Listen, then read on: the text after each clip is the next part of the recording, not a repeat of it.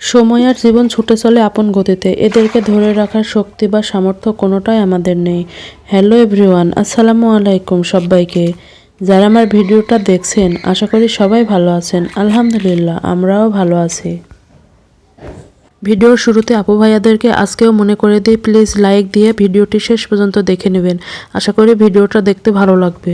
এখানে আমি দুপুরে রান্নার জন্য সবজিগুলো কেটে নিচ্ছি। ফুলকপিগুলো আমি একটু বড় বড় করে রাখতে পছন্দ করি, তাই আমি আমার মতো করে কেটে নিলাম। এক এক অঞ্চলে এক এক রকমের রান্নাবান্নার সিস্টেম। ঠিক তেমনি সবার জীবনও একই রকম না, কেউ কষ্টে বড় হয়, আবার কেউ অনেক সুখের মাঝে বড় হয়। তবে যেই যাই বলুক না কেন, সাদামাটা জীবনটা সুন্দর ও শান্তির জীবন। একজন সাদামাটা জীবনযাপনকারী মানুষকে কেউ অপছন্দ করে না, সে সহজেই কারোর অভিযোগের মুখেও পড়ে না। নিজের মধ্যে নিজের একটা আত্মবিশ্বাস থাকা উচিত। তুমি যাই বিশ্বাস করতে শেখো, একদিন তুমি তাই হবে। তো আমাদের জীবনটা ক্ষণিকের জীবন, এই আছি এই নাই। আর এই ছোট জীবনে আমাদের চাওয়া পাওয়ার কোনো শেষ নেই। তো আমাদের এই ছোট জীবনের অনেক কিছু আমরা চাই, কেউ পাই, কেউ আবার পাই না। আবার অনেকে কিছু থেকেও সুখী নয়। আবার কারো কাছে কোনো কিছু না থাকলেও দেখবেন অনেক সুখী। আবার অনেকে মনে করেন টাকা পয়সা থাকলেই নাকি সব সুখ কিনতে পাওয়া যায়। আসলে সত্যিই কি তাই? আপনারা হয়তো দেখবেন পৃথিবীতে যারা শ্রেষ্ঠ ধনী তারাও কিন্তু কোনো না কোনো দিক দিয়ে অসুখী, দুঃখ বা কষ্টে আছে। তো যাই হোক, দুঃখ কষ্ট নিয়েই জীবন, এর মধ্যে সুখ খুঁজে নিতে হবে, নিয়ে বেঁচে থাকতে হবে। এই তো ওদিক দিয়ে দেখলেন ফুলকপি আলু ডিম আমি একসাথে সিদ্ধ করে নিয়েছি, মানে একটু ভাপিয়ে নিয়েছি। নিয়ে ওটা একটু ঢেলে রাখছি। তারপরে এই তো ফুলকপি রান্নার জন্যে মশলাগুলো একের পর এক দিয়ে দিচ্ছি আমি। ফুলকপির তরকারিতে ভাজনা বেটে দিলে খেতে খুব মজা হয়, তার জন্য আমি পেঁয়াজ আর জিরা একসাথে ভেজে ভাজনা তুলে নিয়েছি। ওইটা আমি অফ ক্যামেরায় একসময় তরকারিটাকে ঠিকভাবে উঠিয়ে দেওয়ার পরে বেটে নিয়ে আসবো। এই তো তরকারিটা আমি খুব সুন্দরভাবে কষিয়ে নিয়েছি, নিয়ে পরিমাণ মতো ঝোলের জন্য পানি দিয়ে দিয়েছি। একটু পরিমাণে বেশি রাখবো ঝোল, কারণ এটার মধ্যে যেহেতু কুমড়ো বড়ি দেবো, কুমড়ো বড়িতে ঝোল একটু বেশিই লাগে। এই তো এখন আমি তরকারিতে কুমড়ো বড়িটা দিয়ে দিব। দিয়ে যে ভাজনাটা করে রাখছিলাম সেই ভাজনাটা আমি নিচে গিয়ে পিষে নিয়ে আসবো, কারণ আমি তো ছাদে রান্না করি, ছাদে আমার শিলপাটা কিছুই নাই, নিচে যেহেতু আছে তো ওখান থেকে আমি বেটে নিয়ে আসবো। এই তো আমি ভাজনাটা বেটে নিয়ে এসেছি, এখন আমি তরকারির মধ্যে দিয়ে দেব। শীতের এই তরকারিতে ভাজনা বাটা দিলে তরকারিটা খুব সুস্বাদু হয়। এভাবে ভাজনা পিষে তরকারি রাঁধতে আমরা উত্তর অঞ্চলের মানুষগুলো বেশি পছন্দ করি, আর আমরা এইভাবেই রান্না করি। মা দাদির কাছ থেকে এভাবেই তাদের রান্না দেখেছি, তাদের থেকেই শেখা। তো এদিক দিয়ে আমি সিম ভাজি করব, তার জন্য সিমটা আমি কেটে নিয়েছি, নিয়ে ভালোভাবে ধুয়ে পরিষ্কার করে নেব। সিমটাতে কেমন যেন একটু বালু বালুর মতো ছিল, তার জন্য আমি বেশ কয়েকবার ধুয়ে নিয়েছি, নিয়ে পরিষ্কার করে নিয়েছি। আমি এখন কড়াইয়ে সিম কাটাগুলো দিয়ে দিচ্ছি।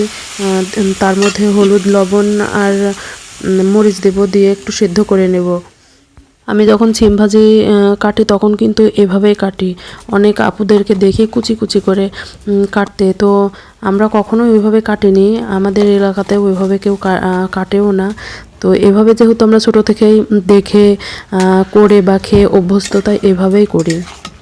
তবে ভাবছি এবার কুচি কুচি করে কেমন লাগে ট্রাই করে দেখব ইনশাল্লাহ। দেখেন এদিক দিয়ে আমি ছাদে রান্না করছি, তো কবুতরগুলো এসে পানিতে গোসল করছে, গোসল করে রোদে এসে আবার রোদ পোহাচ্ছে, কত সুন্দর লাগছে দৃশ্যটা দেখতে।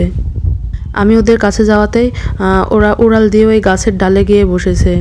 কবুতরগুলো আমাদের পাশের বাড়ির খালার, তো ওদের কবুতরের ঘরটা একদম আমাদের ঘরের সাথেই লাগানো। যখন আমি ভয়েস দিই তখন ওরা খুবই ডাকাডাকি করে, অনেক সময় খুব অসুবিধা হয়। তো যাই হোক, কবুতর তো শান্তির প্রতীক, দেখতেও ভালো লাগে। সিম বাগার দেওয়ার জন্যে এদিকে আমি পেঁয়াজ আর জিরা ভাজা ভাজা করে নিয়েছি, নিয়ে তার মধ্যে একটু আমি হলুদ গুঁড়া দিয়ে দিয়েছি সুন্দর একটা কালার আসার জন্য। এই তো আমি দিয়ে দিয়েছি সিম ভাজিগুলো, এখন একটু ভাজা ভাজা করে নেব।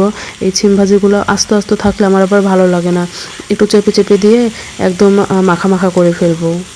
এই শীতের সবজির মধ্যে ফুলকপি আর সিমটাই আমাদের বেশি পছন্দ।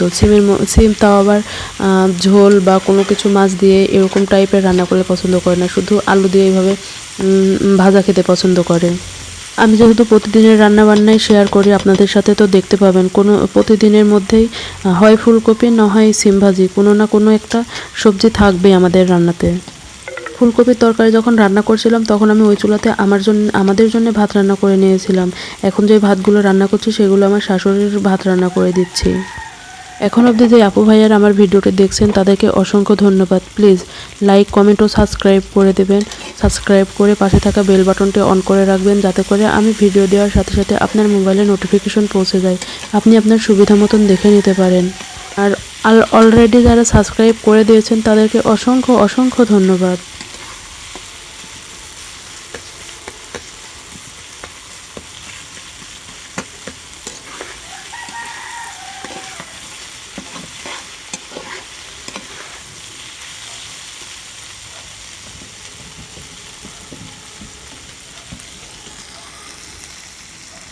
এই তো এদিক দিয়ে আমার সিম ভাজা দেখেন হয়ে গেছে। সিম ভাজার কালারটাই চেঞ্জ হয়ে গেছে, একদম ভাজা ভাজা হয়ে গেছে। তো আমি এখন ঢেলে নেব। এই তো আমি ঢেলে নিলাম। তো আমার রান্নাবান্না প্রায় শেষ, তার জন্য ভাতগুলো এখন আমি খুলে নেব। রান্নাবান্না শেষে যে হাঁড়ি পাতিলগুলো থাকবে সেগুলো আমি অফ ক্যামেরায় পরিষ্কার করে নেব। নিয়ে দুপুরের গোসল শেষ করে নামাজ কালাম শেষ করে খাওয়া দাওয়া করে নেব। আজ তাহলে এই পর্যন্তই। আল্লাহ হাফেজ।